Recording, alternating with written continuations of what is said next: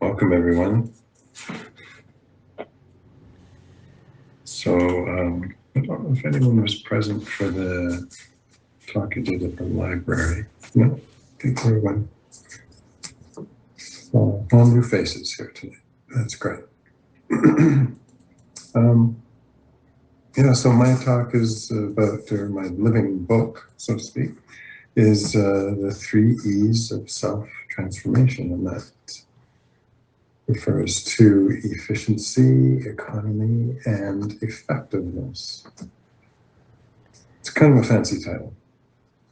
So I'm going to talk to you about my spiritual experiences that I've had, and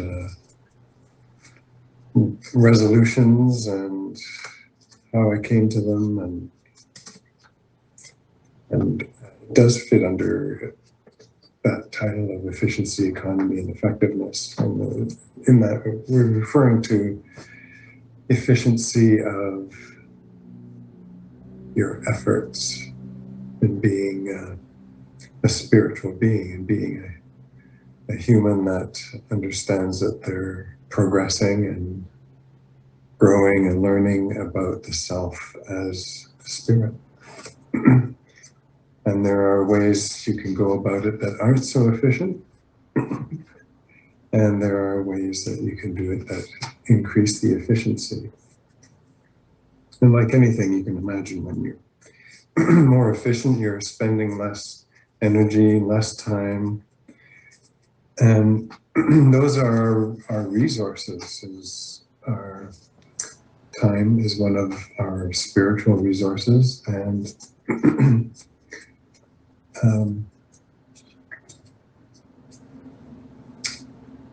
your value, your virtues are your other resources. Excuse me, just for 1 sec here.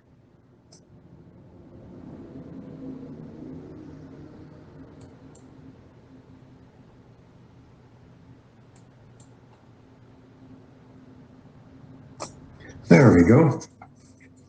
All right. So I'm going to start with a story. Years ago, Leela and I were living in the United Arab Emirates. And it was a very interesting experience living there. And I was tasked with driving her and some others to school every day, because I didn't have a job at the time. And it was kind of outrageous. My initial reaction was, these people drive like crazy. They're just all over the place. They just do whatever they want. And you have to understand, in retrospect, I didn't have this view at the time, but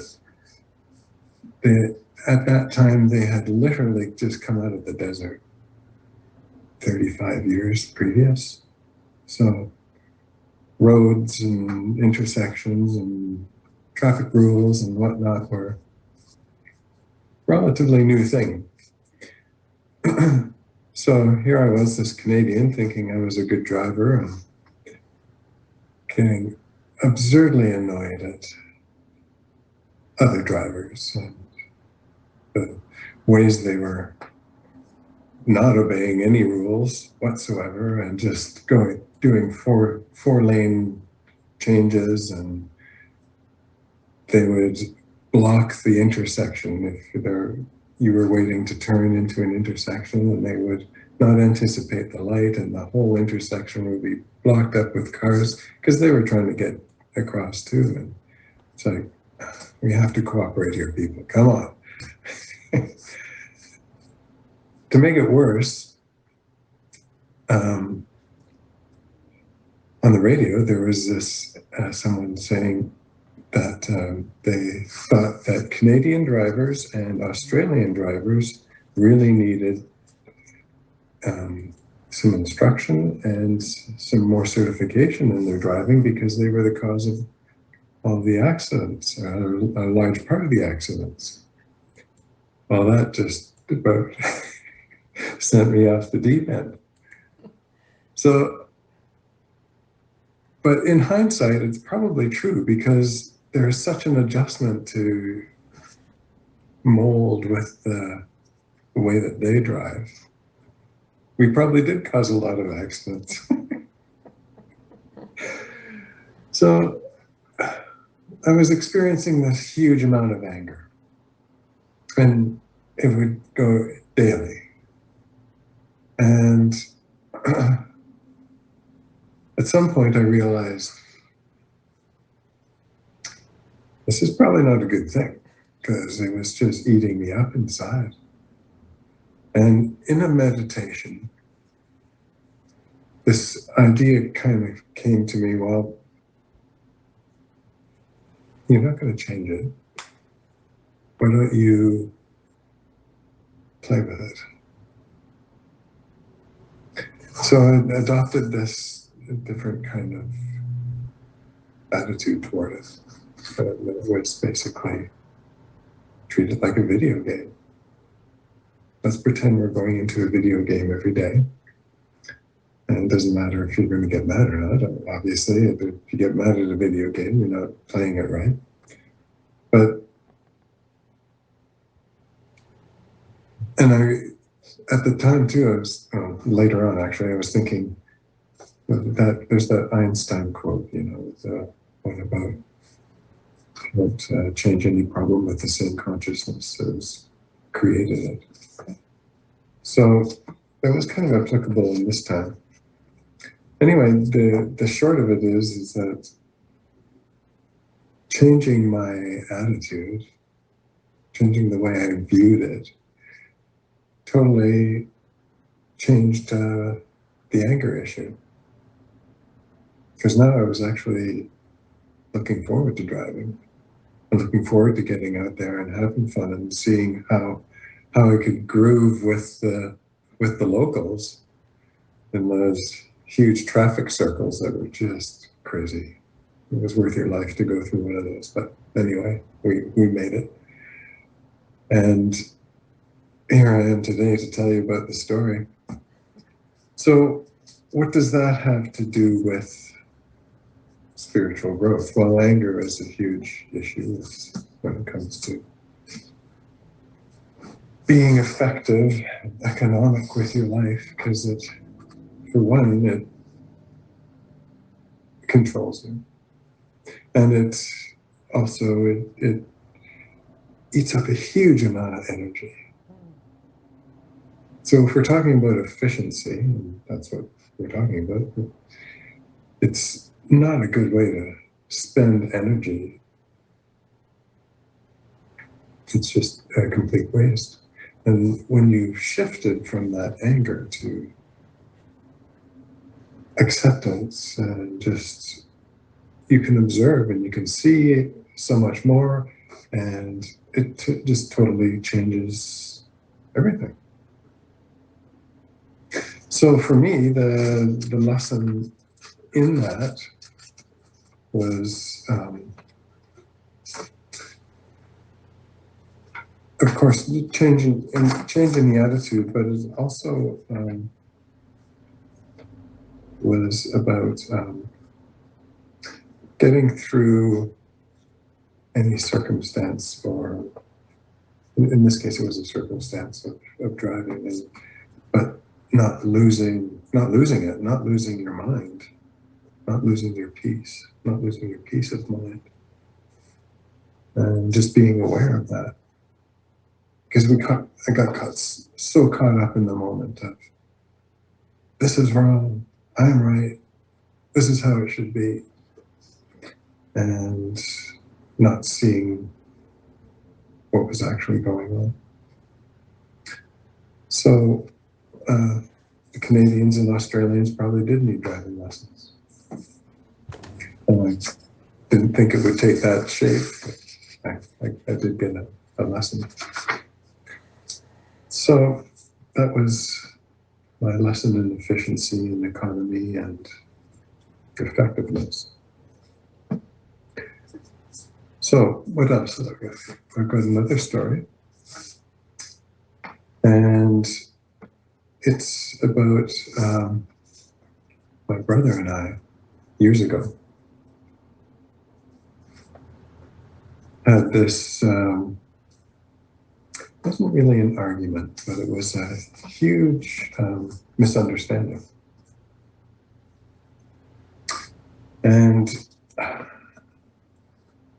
he got very, very angry with me and would not speak to me for, it was about 3 years. Might have been more, actually.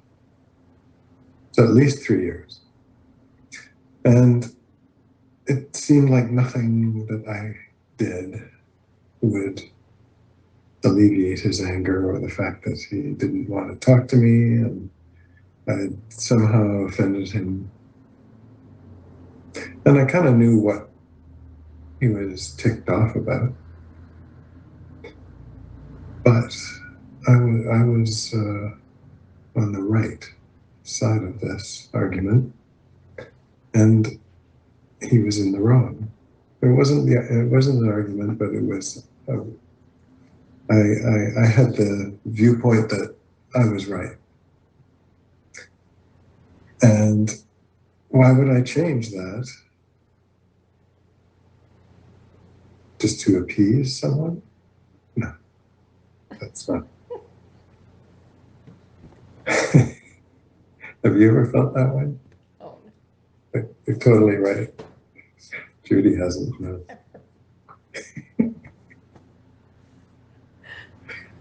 I mean, really, why would you change? So years went by and not much was happening with that relationship. And I finally got to the point, it's like, okay,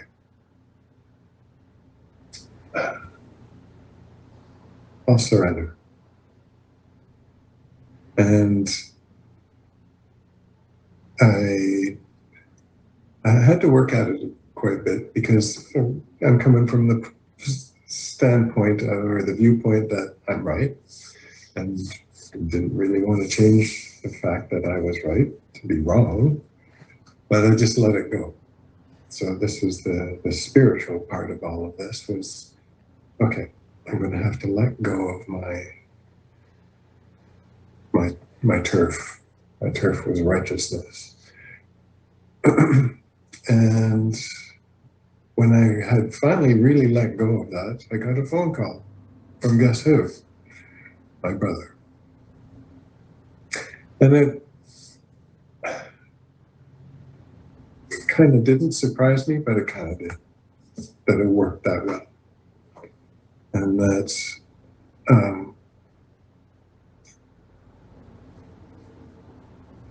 the ego can create such a block. And that's what it was. It was my ego, and I was right, and I didn't want to see it any other way. But once I realized, okay, well, this is actually just a point of ego. If he wants to be right, let him be right. And I surrendered that, and that was really where I started to grow into, again, just like in the case of the driving in the United Arab Emirates, it's like, okay, you get a wider viewpoint. I can see what happened, and I can understand what happened, and just allow that part of me that I was holding on to change. And it brings out the softer side of you and the more understanding side of you. But you have to see it first. So if you're feeling like you're taking a standpoint on something and you're feeling very righteous about it, it might be your right to hold that, and you might want to try something else too. It certainly benefited me. So again, that's that economy, that the efficiency of upholding that self-righteousness, that holding that, which is based in ego. Holding that is eats up a lot of energy. And in doing so, you're limiting yourself hugely. Whereas the initial thought was, well, I'm going to be limiting myself if I let go of this, be accused of something.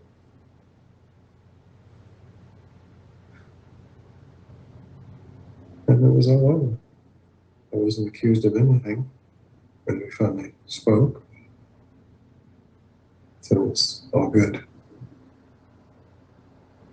So those things can happen. And that kind of brings me to what I was reflecting on this a little bit tonight, and it's like, okay, well, how do we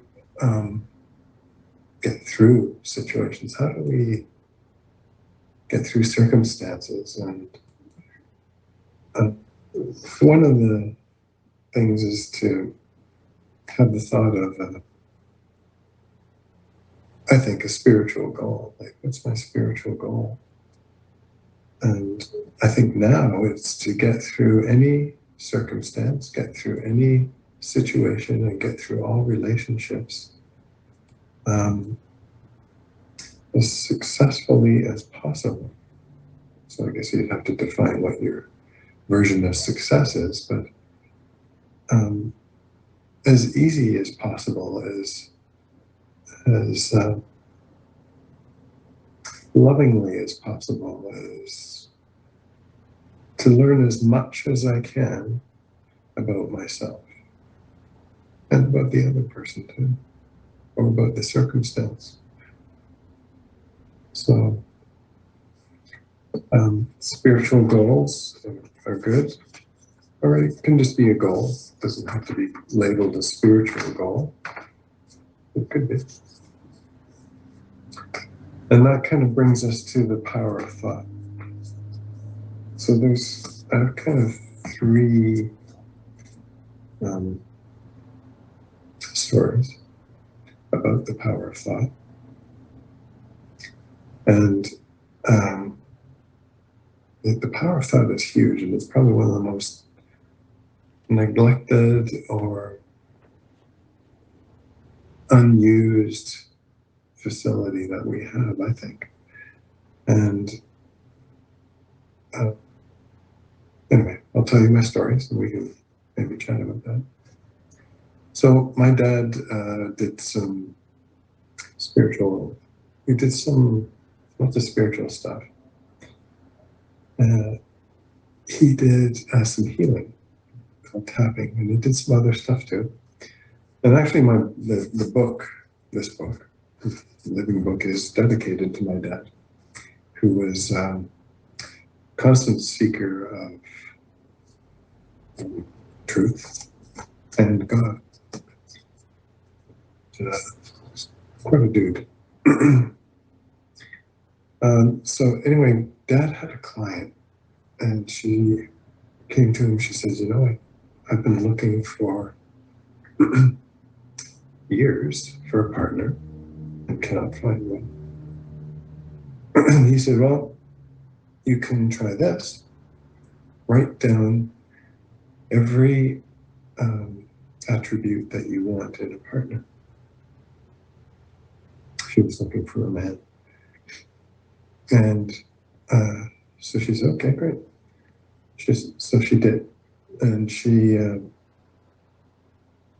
came back next week, called him up and said, I've got 50 attributes for my new partner.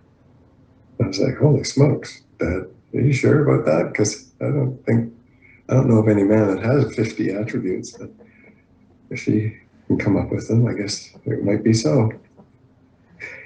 Anyway, he continued and he said, and so so I said, so keep that list and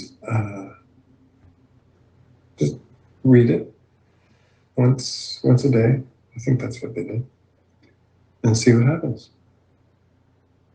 And 2 months later, she called him back up and said, this guy manifested. He came into my life. And he has every attribute that I wrote down.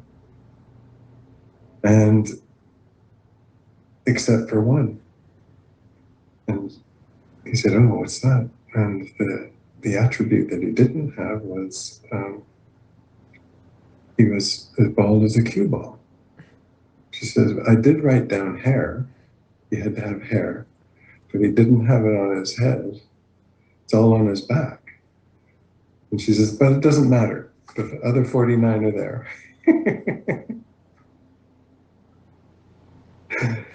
So, power of thought. She just wrote it down onto a list, but that was her thought. She just made it into something more solid than just, I want something. The next story is about Leela and myself, who were driving one day. This was years and years ago. And we were driving on the main highway, the 101, coming back from Halifax. And we came over this hill, and you could see on the valley below there was about 6 police cars, and they were running a check. And I immediately came to mind that I forgot to get my registration done. So there was going to be a fine involved because they were stopping every car. And I said, oh no, this is not what I really where I want to put my money right now. So Leela says, oh, well, let's think we're invisible. Let's try it. So I said, okay, yeah, why not? Let's try it. So we were thinking, all the way there, we're thinking we're invisible. We're just thinking what invisibility might look like. And I'm watching them check every vehicle. And there's at least 2 police officers for every police car. So there's good 10 people on the ground. So we weren't going to just slip through unnoticed, or were we? So we get to where where the police officer is standing right by my window. I'm rolling down the window. He looks at me, and then all of a sudden, all of the officers look in the direction that we just came. He waves me through, and then whatever kerfuffle was over, they were going back to their regular duties, and the car right behind me got stopped, and they were checking. So we became invisible for a brief second. It was amazing. So the power of thought can be very powerful.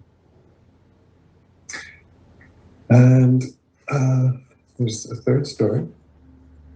I do this method of healing that involves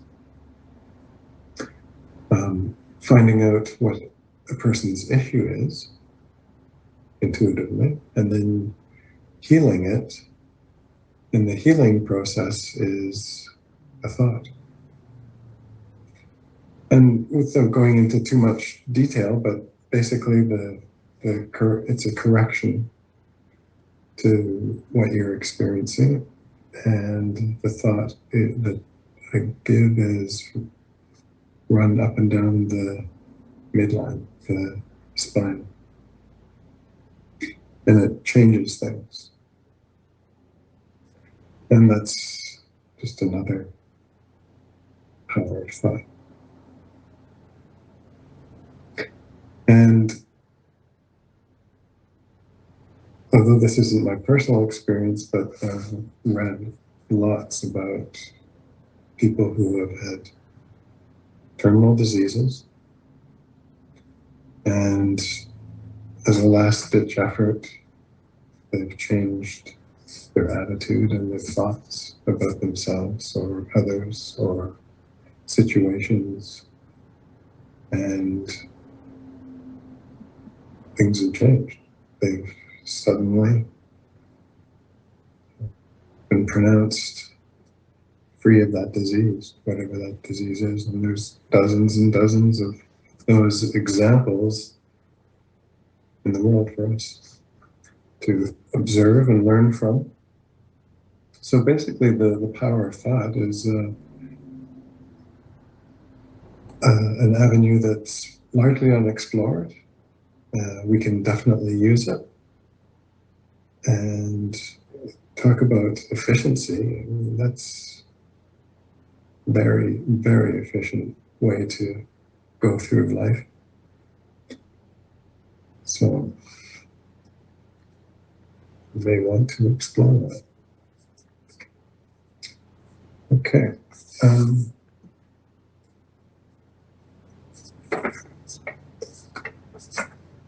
One more example here. And that was years ago, my partner went to a conference with Judy Johnson down in Mexico. And I guess it was a good conference because it was a conference on business and spirit. Do you remember that, Judy? Yes, you do. And it was pretty interesting because when my partner came back, when she came back, she had this great vibe about her. And I was like, wow, this is awesome. Our life is really going to change right now. That was my first thought. It's like, we're going to really, this relationship is really going to go places. Unknown to me, it was going to go places. And it went in a great direction in the end. But initially, she decided that she wanted to separate. Or more than that, she said, I don't want to have a relationship with you anymore. So that broke my heart big time. We'd been together for a long time and we'd had a gorgeous little family, and I was pretty distraught in many ways about all of this. And went through all the, the anger and the grief and it was messy, let me tell you. I don't know, most of you have been through stuff like that too, and have experienced it. So for me, what was kind of like this very beginning of my realizing that I could heal stuff with thought, or that's what it was. So I'd feel a physical pain and go, oh, that's about something that needs something in our relationship that went wrong. So I would douse it with a thought of the opposite. So kind of like, I don't have to get into too many details, but that was kind of like the birth of that healing interest. So after I got kind of back on track with helping myself, I realized that I really need to forgive. And forgive her for what she had done and all the reasons that I thought she needed to be forgiven. And one day I decided to call her up and say, I've forgiven you. And she says, for what? I didn't do anything. It's like, oh, well, maybe you're right. And when you really look at the situation, it's so true. It's like she was just wanted to be herself. She didn't want the encumbrance of me being me in that situation. We have a great relationship now. I'll just throw that as an aside. But initially, that the forgiving was, well, it was good to a point, and then I did realize, yeah, you do have to go beyond forgiveness and just let the other one be themselves, and let yourself be yourself. And what a beautiful lesson it was for me, although initially it caused great grief. I really got to become Tim and not just living in her shadow. So that was good for everybody, including my boys, or our boys. But to see that. So the efficiency and economy does go beyond forgiveness, I guess. Mm-hmm.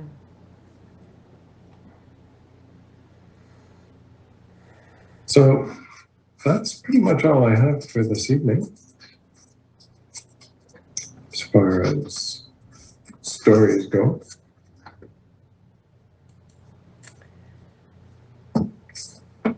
Thank you, Tim. I'm struck by the like the going beyond forgiveness, to stick with your efficiency theme. It seemed Mm, like the shortcut was, yeah, to go beyond forgiveness, but you had to go through the long route to get there. So the lesson of efficiency is after the fact.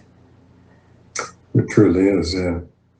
But when you describe it, it seems quite sensible, doesn't it? That she didn't do anything to you. She just did something that helped her be her, Yeah. but it affected you. Mm, And even just that understanding is efficient. that that shortcuts, that short circuits a whole bunch of waste thought. yeah. And that what anybody does is to be themselves. Yeah.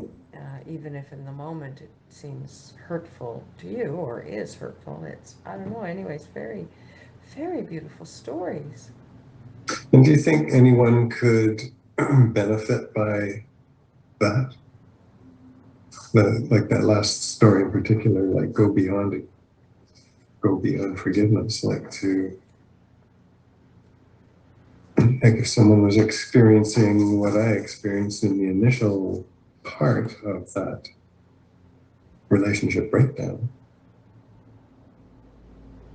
would that make sense to anyone at that moment? Or do you have to go through the long, winding road? Well, I don't know, because I think intellectually, with enough spiritual study under our belts, we would know it's not about forgiving the other person. Maybe it's forgiving myself for being so attached to the way it was, the way it is, because I needed it to be that way. So forgiving myself for hanging on for dear life, and not wanting to let go or something. I mean, I think we can understand those things, but I think it takes the heart a little longer to go along for the ride. So I like that the efficiency comes through understanding. Um, but I don't know, maybe other people have ideas about that. But it feels to me that the heart has its own journey to catch up sometimes with our understanding. Yeah. Yeah. I'm wondering, so we'll open the floor for anyone that has questions. Um, so feel free either in the chat box or just to open your microphone. But Or similar discoveries about themselves. mm, mm, I loved the theme of efficiency, how um, every story had within it something that, as a listener to the story, you could almost tell where it was going to go. And so you could get there before the story got there because you could see it coming. Right. And so that's so interesting. I wonder how, in some level inside ourselves, there is that detached observer who can tell how the story's going to end. So why not just get there more quickly? Like, why not be more patient in traffic now rather than wait all those days, to Right. really come around? So I just think it's interesting as a story, listening to the story, the Mm. feeling of efficiency, yet we still had very enjoyably went through the story to get to the punchline, but we could see it coming. So Yeah. it's a wonderful theme, the efficiency theme. Yeah. Well, and it is true too when you've experienced, if you've ever been angry at someone for the whole day, you pretty much finished by the end of the day. As far as, because it takes so much energy to sustain that. It's pretty interesting, really, isn't it? Whereas if it's, uh, if you're feeling positive about someone or yourself or some situation, it carries itself.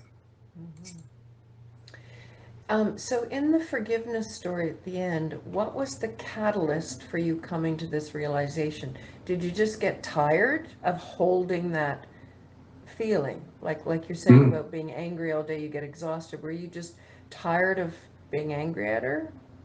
Like, what was the catalyst that made right. you realize, oh, maybe I should just, was just her saying I didn't do anything? That was it? Uh, that just cast a lot of clarity about forgiveness. Mm, You're saying that. mm-hmm, But getting to forgiveness mm-hmm, previous to that, mm-hmm, the impetus was I want to get over this. I want to feel good about myself again. I want to be happy and light and free and yeah. So when she said that was a moment of clarity though. It's like, yeah, we forgive people that we think are guilty of something. mm-hmm, But is anybody guilty of stuff? mm-hmm, I suppose. mm-hmm, They're just living their lives. They're just doing their thing. They're learning mm-hmm, their lessons their way, mm-hmm, dealing with it their way. It may affect us in the way that we feel like they're wrong. Carol has And something. Go ahead, Carol. about going beyond forgiveness, because sometimes I I think I haven't even gotten to forgiveness in terms of um, I was the perpetrator of my marital breakup, but I mean I was the instigator, I guess I should say. But you know that that was certainly a case of me thinking that I was knowing that I was right, but right or wrong didn't matter. It just was what it was. Yeah. So, but I'm really I'm intrigued by the idea of going beyond forgiveness, and I'm not sure I got it, Tim. Yeah. Can you say more about it? What do you mean by that? Um, yeah. Well, might have to think about that for a sec.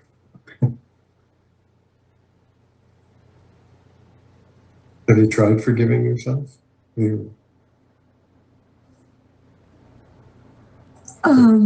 That's the big issue is that initially, I was perceiving the fault as being the other person, and coming to realize over time that I played a significant role as well.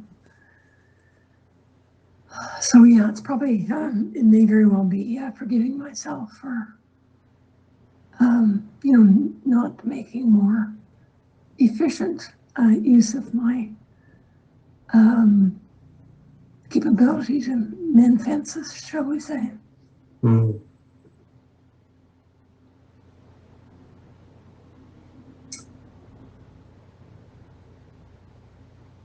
Yeah, there's a lot of guilt, I would assume. It's probably easier to forgive if you're on the receiving end of it than if you're the instigator, I suspect. Although after some point of time, there must come some clarity with it feels better, and hopefully the other half that you might be experiencing guilt with is making their way to. And if not, then they just have to forgive themselves. I don't know. I don't know if I can speak very much about forgiveness. Yeah, that an interesting difference is that you were in a place of everything being perfectly fine, and sort of this whole move catching you completely by surprise. Yeah. And well, I thought it was fine. Obviously, it wasn't completely fine for someone else in that relationship. well, thanks for making me think more deeply. Yeah. I think, Carol, listening to you speak, and even to Tim's stories earlier, there's something about when you're still in the right-wrong paradigm, then forgiveness is required, or the going beyond forgiveness is kind of like you go beyond the who was right and who was wrong. Mhm. And it's Yeah. just everybody's doing their thing, and it affects others, but it wasn't wrong, you know. Yeah. And Yeah. you weren't right. So I feel like the going beyond forgiveness is also going beyond that paradigm of somebody wronged somebody. Yeah. Right, wrong thing, from just listening to you, Tim. Yeah. Just accepting that, okay, it's not perfect. Maybe, or maybe it is perfect. Yeah. And not casting any judgments on how it looks, how it feels. Anyone else have a question or a comment? That's really Janice does. Go ahead, Janet. Well, I really like the notion of, you know, somebody just going about their own business and how often that can just really interfere with your energy. You know, it just gets you agitated.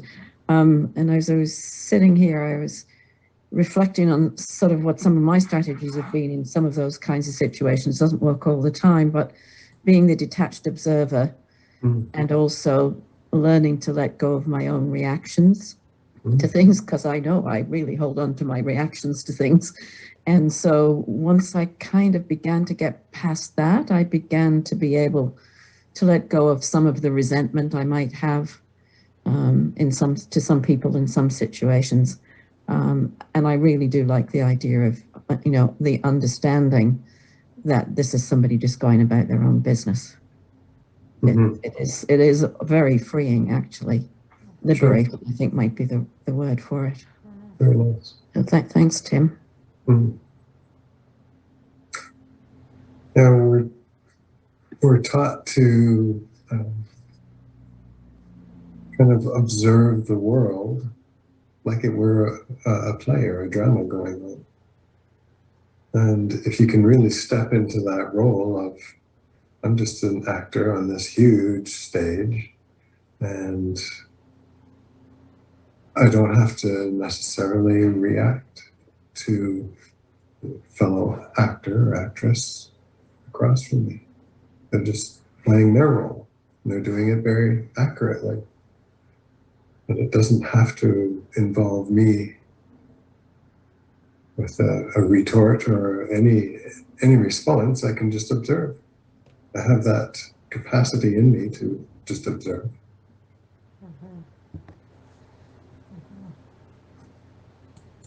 Tracy.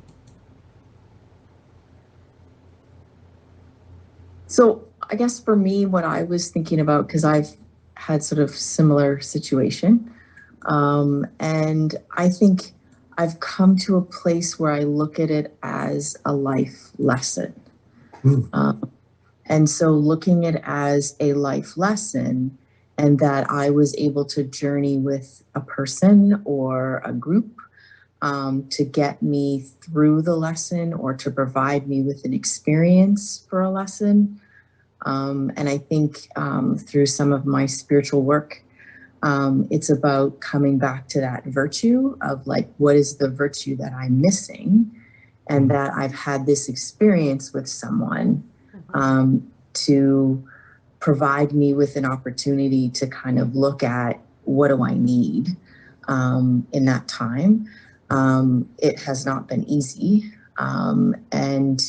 But what I felt, Tim, when I heard you speak was about, for me, it was like the life lesson. Because sometimes I think it's really hard to forgive because I think that we're not wanting to embrace that lesson or get what we need out of an experience. And it's easier to kind of go, you're to blame versus what do I need? What's missing inside of me that I need to heal? Yeah. Yeah, it's really hard at times to look inward and go, okay, I have to do some work on myself and I have to figure out what it is that I do need. Right. Physical needs are pretty easy to figure out, but yeah, coming to a place where you can say thank you. I think I've come more to a place of saying thank you versus forgiveness. But that's me. But yeah, more of a thank you for the opportunity. I've got it now, and now I'm ready to move on. That's brilliant. No, that's even better than forgiveness. That's beyond forgiveness. Yeah, I think it is, isn't it? Thank you for the lesson. Thank you for being the instrument for me to learn this particular lesson that I could only somehow have learned in this way. So even though you look like a really bad guy, you know, thank you for that lesson. Yeah, and you know, and in the play, the people play bad guy parts and people play good guy parts, and Jen reminding us of the Ho'oponopono. I love that. Yes. Oh yeah. How does that Isn't go? that amazing? What are the 4 statements? I love you. I don't know if I'll you. get them in order. No. Thank you, I love you, I'm sorry, please forgive me, I think. Yeah. Thank you. I love you. I'm sorry. Please forgive me. That's not the right order, though, is it? Thank you. I love you. Anyways, please. I think it's forgive me, I think so. Yeah. love you. Anyway, it's what you said, but thank you is the last one. Right. Right. So getting to Tracy's point of saying thank you. Yeah. That's beautiful. Yeah. The heartfelt thank you. Yeah. Yeah. Yeah. Yeah. Anyone else a question or comment before we have our meditation to close?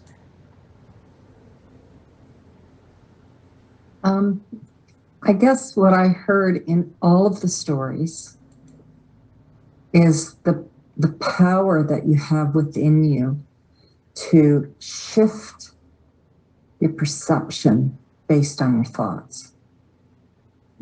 And that if you have that our thoughts can take us in a direction that lead us to anger and hurt and all of those different things.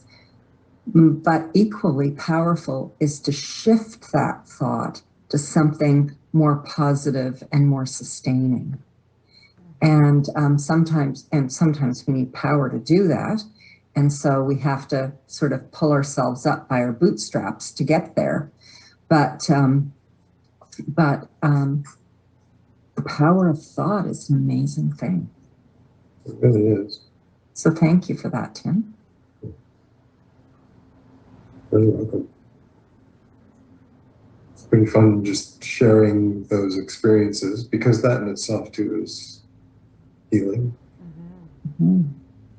And it allows you to extract that thank you lesson that Tracy was talking about,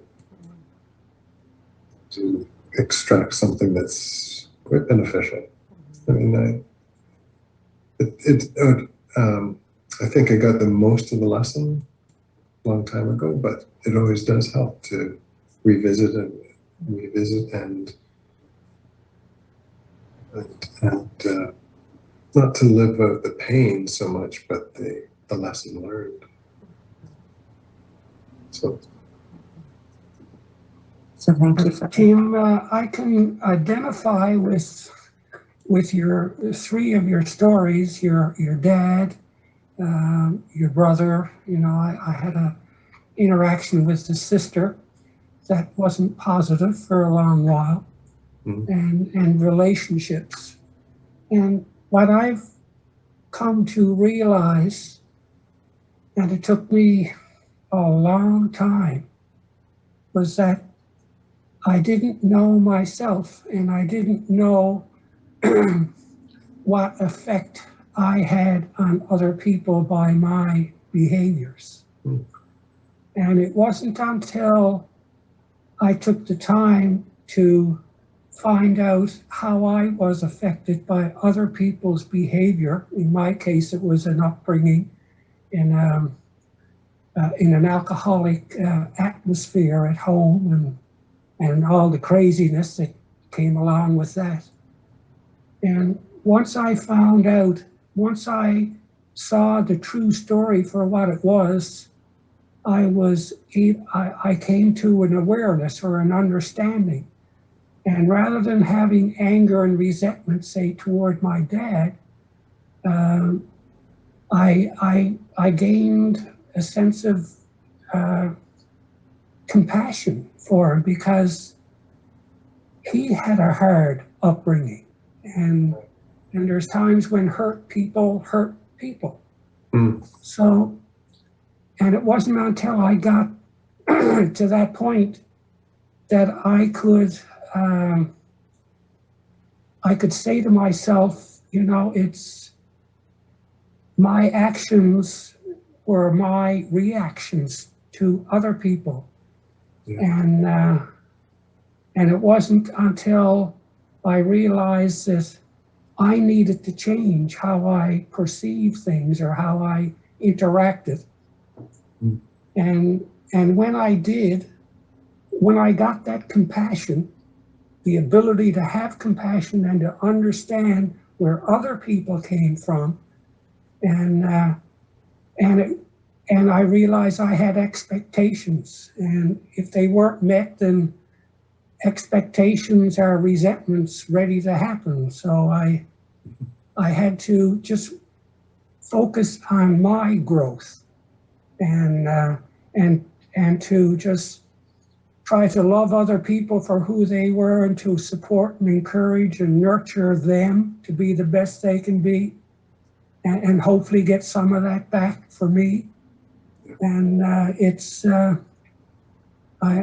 resentments and anger is gone for me. And so it all came back to me, and what part I had to play in the various relationships.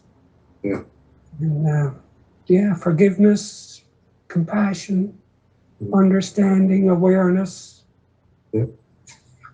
So thanks. Thank you. Thank you for doing all that. It's beautiful, Gary. Thank you for sharing that. Great. So I think we might be joining you in a short meditation, Tim. All right. Let's go. So take your mind inward. Just leave behind all the things that we've discussed today, and things that you may have experience today, we're just going to go into our little oasis of silence within. Everybody has one. Just go deep down, almost like you're diving in the ocean. On the top of the ocean, there's waves and you get tussled about, but if you dive down deep, things get quiet. And you're not moved about by the water. It's quite peaceful and still.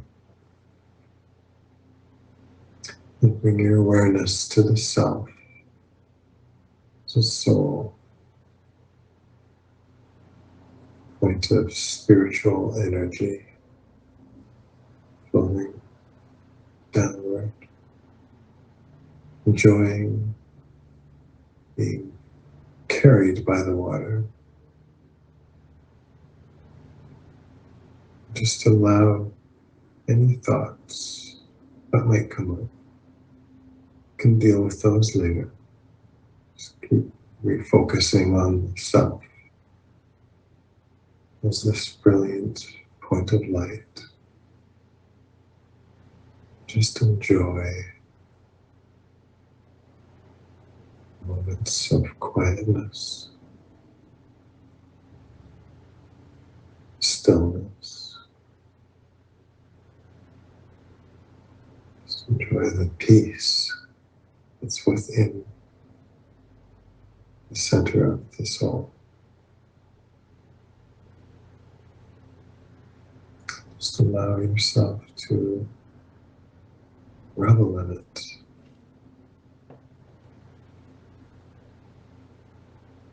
Hold that silence.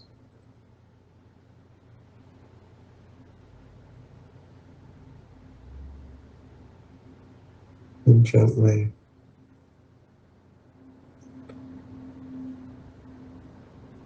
prepare to come back to the surface.